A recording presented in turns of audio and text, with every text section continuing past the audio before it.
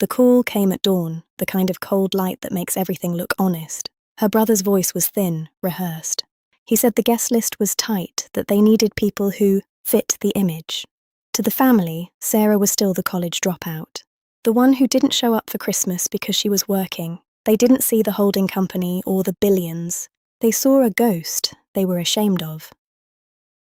Sarah sat in her glass-walled office, 40 floors above the city she essentially owned.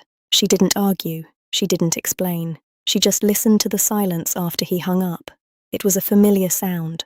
On her desk lay a folder for the Atlas Grand Resort, the crown jewel of her hospitality wing, the same hotel Mark chose. The wedding would start in 3 hours. She wasn't going for revenge. She was going to check on an investment.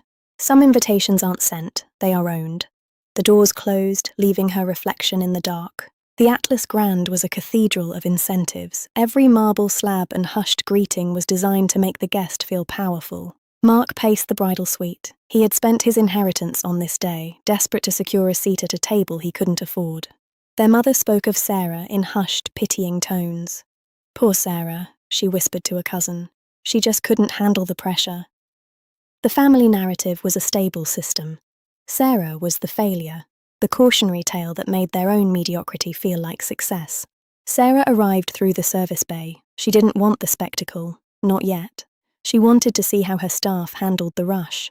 From the mezzanine she watched them, her mother, her brother, the cousins who had blocked her number months ago. She saw the fragility of their world. It was built on credit and the hope that no one would ask for the bill. Mark looked up, his face paling under the chandeliers.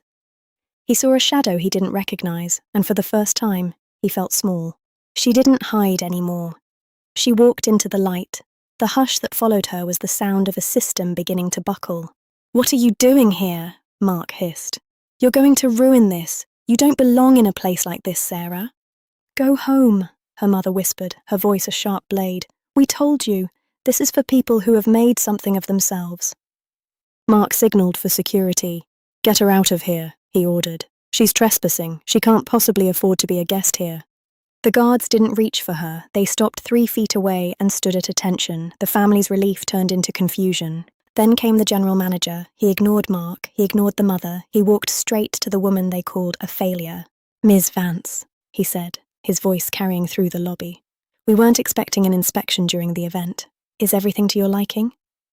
Mark stared at the manager, then at his sister. The silence was heavy. A document finally opened to a page they couldn't read.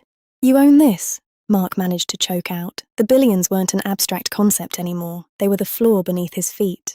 "Sarah, darling," the mother stammered. "We didn't know. We thought you were struggling. Why didn't you tell us you were this?" "The service is slipping, Arthur," Sarah said calmly. "There's broken glass in the lobby. Clean it up and comp my brother's room." "Thank you, Sarah," Mark said, his voice trembling. He reached for her hand, but she stepped back. The incentive had changed. "Comp it," she repeated, "and then cancel his membership. I don't want people who can't afford the image staying at my hotels." The isolation was total. The family narrative had collapsed. They were no longer the judges, they were the charity cases. She had seen what she needed to see. The investment was sound, but the family was a liability she was no longer willing to carry. The screen glowed in the dark car. One system was destroyed, but another was growing, and Sarah was just getting started. The wedding continued. The champagne flowed, and the flowers remained white. The system stabilizes on the surface, always. They will tell a new story tomorrow, one where they always supported her, but the truth is etched into the marble of the lobby. Power doesn't need a wedding invite. It needs a board seat and a steady hand. Sarah was already back at her desk. Quiet scandals don't make the news. They make the quarterly reports. She had traded a brother for a kingdom, and she didn't blink.